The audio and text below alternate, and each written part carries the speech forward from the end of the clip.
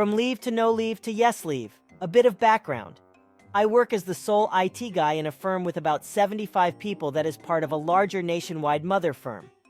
Our local firm has an ongoing agreement with another local firm that we play backup for each other in case either one needs help / backup / knowledge sharing / whatever. This has been the case since 2009. I worked for this firm since 2002. Kind of an old hand if you want. We have this generous leave package that builds the longer we work here.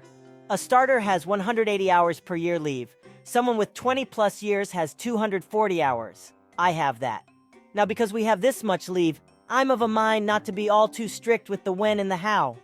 I'm single and have no kids, so I'm happy to let others with kids take priority to handle school holidays. As such, the last 15-something years, I have always taken the bulk of my leave in September, October, and the rest in Fridays, counting back from New Year, if that makes sense. The only rules we have regarding when and how we take leave is no more than 6 weeks together. You can't transfer more than 7 days to the next year. And leave must be approved, which it almost always is. Enter my big boss. As per usual, I put in my leave request for September to October, somewhere in May. This gets approved. Around August, we get news from our hardware vendor that they will be installing our new server cluster in the end of September. Not cool, but what are you gonna do? I talk it over with Big Boss and agree to move my leave to February, March of the next year. I don't mind too much. He is happy, I am happy, and we go ahead and plan it all in. Enter my department head. Since I'm a one-man department, but corpos are going to be corpos, I have a department head that oversees my department along with a few others.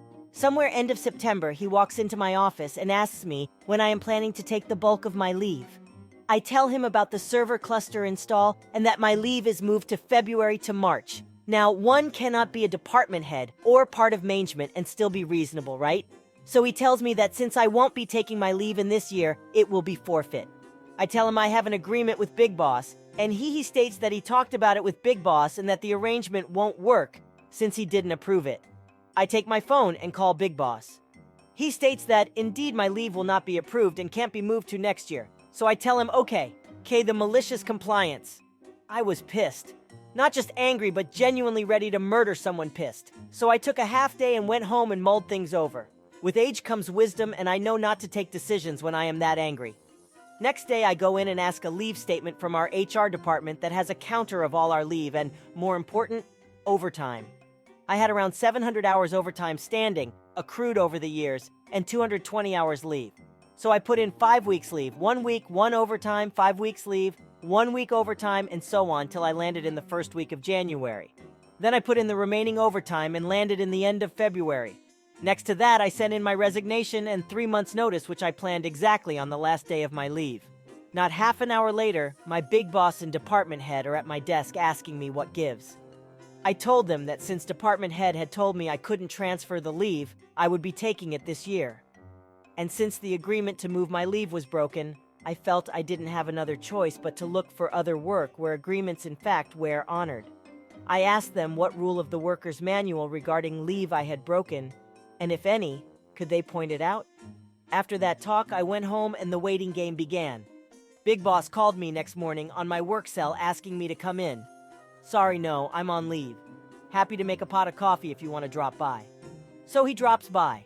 Things get talked about. Seems his department head wasn't entirely upfront with him, although he wasn't innocent either. And he wants to make things right. My 6 months leave stayed in place, and he offered to match the offers I would get from other firms to keep me on board within reason. Conclusion. All in all, now I still work for the same firm with a 15% wage increase. I don't do overtime anymore. Neither does my laptop come home with me, and my work phone stays at work too. I still do my job to the best of my abilities. But at the end of the day, if my hours are done, I go home. The building can be on fire. If my clock is out, I am out the door. Now my leave gets planned around my preference too. No more shifting around other people's lives.